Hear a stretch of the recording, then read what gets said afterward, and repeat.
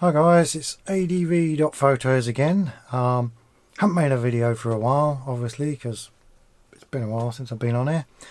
Not much has happened really. Well, a lot of my plans that I had for 2019 just didn't happen, unfortunately. One reason or another, they just didn't happen. I tried pushing the old portrait photography. Sent a lot of emails out to a lot of agencies and just nada, zilch. So I come to the conclusion that's probably not for me. I mean, I enjoy doing it, but I enjoy doing other things more.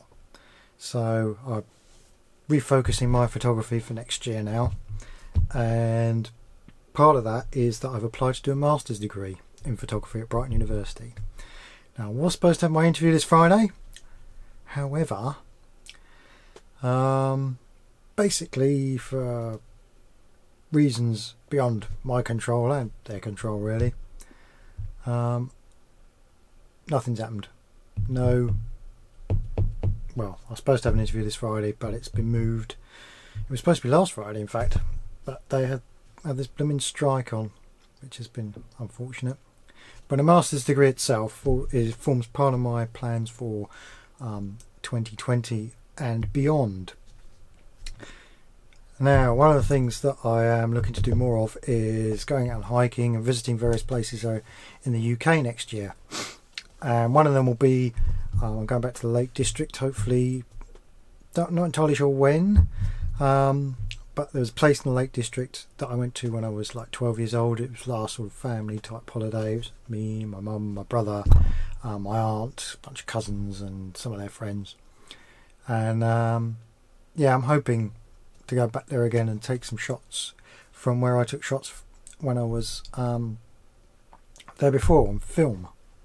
That would have been 1988. Yes. So yes, part of my refocusing for 2020. I have unfortunately, as part of that, had to re-examine my equipment that I've been using and whether it's going to fit in with my aspirations, I suppose you could say, for next year. And unfortunately, the Fuji system, it is a really good system, I have to say. Camera's top quality, lens sharpness pretty much is top quality.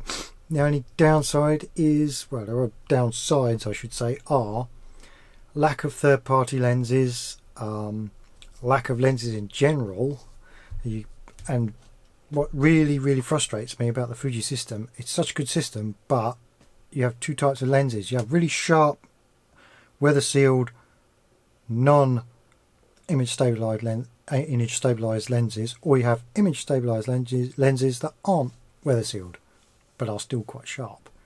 And it's a case of and bearing in mind I'm going to be going all sorts of places and possibly all sorts of weather, I need weather sealed lenses that have image stabilization, and I need a wider variety to choose from. And this is one of the reasons why. The other reason being Lightroom. I use Lightroom a lot. Basically, it's my go-to program. I really have tried Capture One, but I just can't get used to it. It's just one of those programs where you either can get used to it or you can't. It's more complicated than Lightroom, but not as complicated as Photoshop. And Photoshop is something I basically don't touch unless I have to. I do 99.9% of my editing on Lightroom. I use the NYX plugins, which are really great, and that's my go-to program. And it's just unfortunate that Lightroom doesn't work very well with the Fuji system. Not only with the sensor, because the sensor in the Fuji cameras are designed differently. So it's not just the sensor, it's that weird wormy thing. And I know you can do set up a preset to unsharpen it so it doesn't do that, but I've tried that, and the unsharpen bit, it just ignores it. It just totally ignores it, which is really annoying. So yeah, there's that, and of course it's not recognizing the lenses, so proper lens corrections is a pain in the arse. So with that in mind, I started looking for another system, and I have chosen this. In case you don't know what it is Canon's EOS R. So here we go. And this is the 24 to 105 RF kit lens. It's huge. It's quite weighty. Now, I have said in the past about Canon system that it was not the best one in the world, but there's some good things about this system. They've updated the firmware. That's the first thing you should do. This is not brand new. This was bought from a company called mpb.com. You might have seen them advertised. They're excellent for second-hand gear, and this virtually brand new. It had version 1 firmware on it, never updated. I think it came with a fully charged battery as well, which was a bit of a shocker. It basically came, it looks brand new. I mean, I can't see any marks on it at all. Only thing I have noticed is a dead pixel in the EVF. That's it, nothing else. So yeah, and it feels so nice in the hand. So look, no pinky under the bottom there, if you can see it. Look, no pinky under the bottom. Hand fits in it, and I've got small hands. So imagine how that is with the Fuji system. My little finger was hanging off the bottom, and I had the battery grip, which was good. I'm not going to get the battery grip for this, because the batteries in these are the LPEN6, I think it is. It's basically the same you can put in a 5D Mark IV, 5D Mark III, 5DS, 5DSi. You can put the same battery in there. And this RF lens, 24-105 kit lens, is a very, very sharp lens. Very sharp. Now, this is the reason why I chose the EOS R system. This is an EF to RF. The RF mount is the EOS R's lens mount. An EF to RF mount adapter. Pretty cheap one. Not the one that has the polarizer or ND filter slot in you can put in it. That I am considering though. This because I can go out onto the used market for lenses, and basically any EF or EF lens that can fit this will more than likely work on that. Now you may have to update the firmware, and I understand that, so I'll have to get one of those tap-in consoles if I buy Tamron lenses, which is what I'm looking at. 2 Tamron lenses, a wide angle lens and the 70 to 210 f4 lens. They're both weather sealed, which is what I want, weather sealed lenses. And the 70 to 210 has their vibration compensation, so their image stabilization. The wide angle one doesn't, but if you buy the more expensive one, it does. But you can't put filters on the front of that one. Whereas the filter thread on the front of this one is the same as the filter thread on the wide angle lens I'm looking at. So I may only need to buy one polarizing filter for both of them. Now, this slots into my system more. What I intend to do this year, or sorry, next year, 2020 and beyond, is weather sealed, rugged, works below freezing, which might come in handy. And if I wanted to shoot 4K, get out the adapter, get a 10 to 24 EFS lens, which is a 1.6 crop lens, which is the 1.6 crop is the 4K crop on this camera. So basically it gets around the perfect lens for it, turns it into a 16mm to 30 something millimeter lens, which is more than enough. More than enough. Now, I'm planning a trip to Snowdonia, hopefully in May. Now, it's going to be 10 days, 1 day to get out there, 1 day to get back. I have quite a lot of tracks you can go on, so to go around various parts of the national park itself. I'm hoping to do a lot of walking and taking this camera, vlogging with me on location, which I haven't done till now. I've been vlogging from my bedroom. As you can see, I've got a great big sheet over my crap that I got behind me. I don't think you really want to see my laundry. And post and everything else. That usually goes here, where my desk, where everything else is.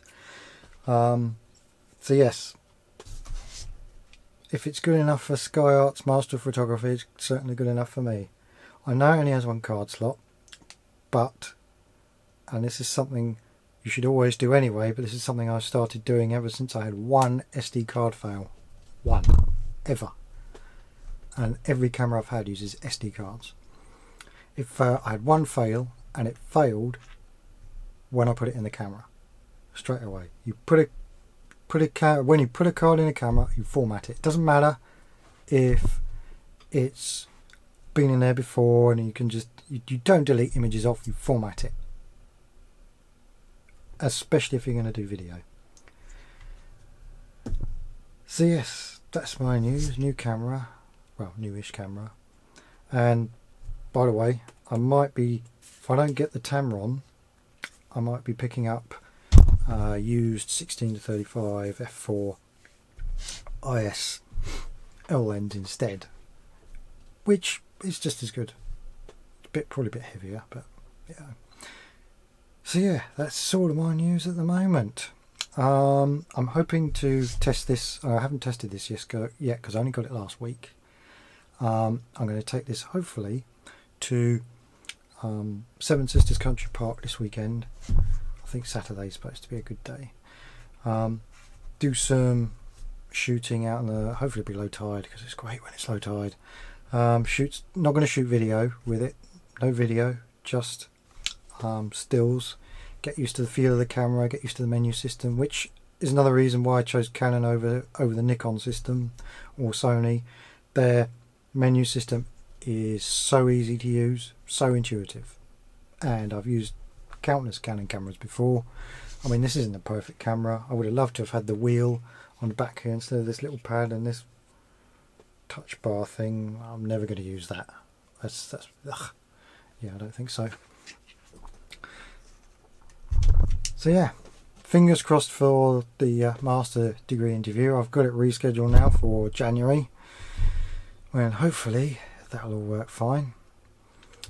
Right, is there anything else? Oh yeah, of course. I will be taking this with me when I go to Seven Sisters, so I will try and do my first outside vlog as well. Not entirely sure how that's gonna work. Oh yes, almost forgot. Yes, in helping with the whole stabilisation process, you might be able to hear I'm opening a box.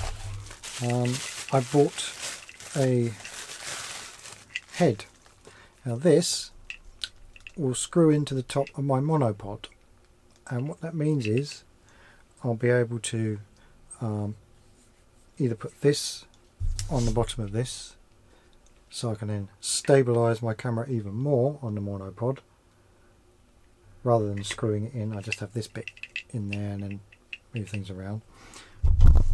Or if I have the 70-210, well, when I have the 70-210, this will go on the lens mount. Or does it? No, actually I don't need to do that because the lens mount is Arca Swiss, so it can go straight in there anyway. But yes, this is a little trick I'm hoping to experiment with to,